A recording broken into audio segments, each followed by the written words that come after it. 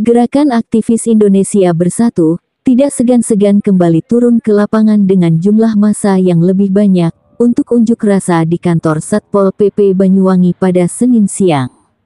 Mereka akan menuntut kepada Bupati Banyuwangi agar Kepala Satpol PP dicopot dari jabatannya jika nantinya terbukti terjadi kesalahan prosedur dalam penutupan toko minuman beralkohol atau miras Banyu Urip. Jadi, ancaman ini diungkapkan Ketua Gerakan Aktivis Indonesia Bersatu, Eko Widjono usai demo dan mediasi di halaman kantor Satpol PP Banyuwangi. Hati-hati, saya ingatkan sekali lagi, laksanakan pelayanan birokrasi yang baik di Kabupaten Banyuwangi. Jangan menjadi contoh yang tidak baik sehingga menjadi pesimisnya masyarakat Banyuwangi terhadap pelayanan birokrasi yang ada di Banyuwangi.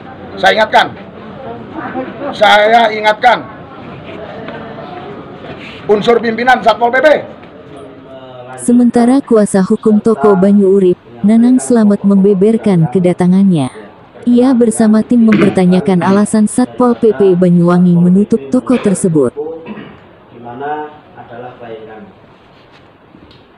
Dari awal saya sampaikan bahwa saya selalu menyampaikan secara persuasif, baik itu kepada Kasatpol PP melalui telepon, kemudian Kabid, rekan-rekan penegak perda, bahkan sampai tataran anggota yang notabene adalah tidak punya pangkat apa-apa. Komunikasi persuasif kita kedepankan. Kenapa? Karena saya tidak mau serta-merta berbicara pokok materi hukum. Agar apa? Tujuannya agar masyarakat yang mempunyai hati nurani yang bersih tidak diperalat oleh orang-orang yang mempunyai kepentingan-kepentingan tertentu untuk dalam tujuan tanda kutip dalam pandangan kami adalah persaingan bisnis yang tidak sehat.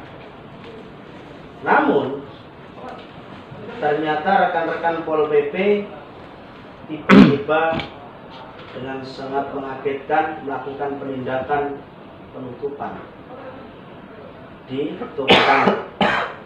Maka pertanyaan kami agar masyarakat juga tahu pertanyaan kami.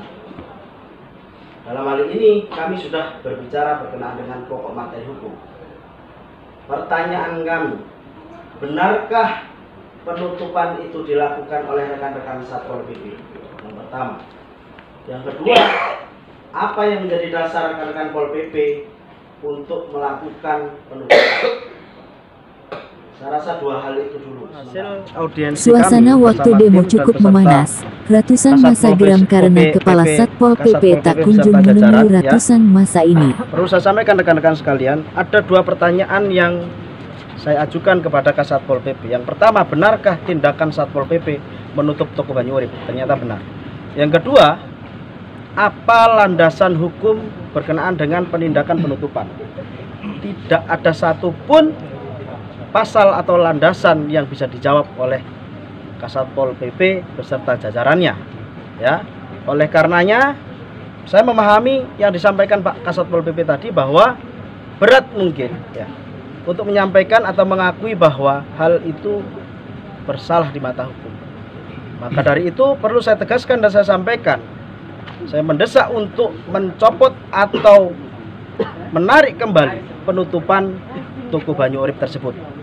Dan beliau sebenarnya sudah sepakat, namun beliau agak berat menyampaikan kepada masyarakat.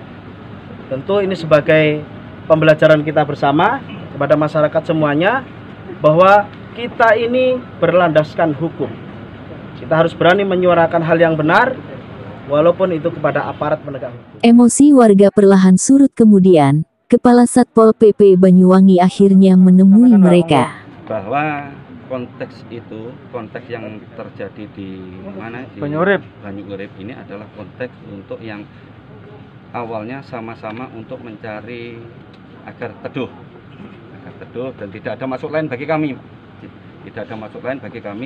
untuk melaksanakan fungsi-fungsi yang lain. Kalaupun memang apa yang telah dilakukan oleh Satpol PP beserta tim ini ternyata ini keliru sebagaimana disampaikan oleh Pak Nanang, kami mohon maaf dan akan menjadi evaluasi bagi kami Dan hasil ini nanti juga akan sekaligus saya sampaikan dan saya laporkan di tim itu. Saya kira itu apa yang saya sampaikan jelas, tegas, dan mohon maaf manakala apa yang saya lakukan ini tidak mencerminkan sebuah harapan sepenuhnya dari teman-teman sekalian. Karena bagaimanapun kami ini harus ada di tengah-tengah semua. Di tengah-tengah semua. Selang beberapa waktu masa pada akhirnya membubarkan diri. Ihsan Suryadi melaporkan dari Banyuwangi.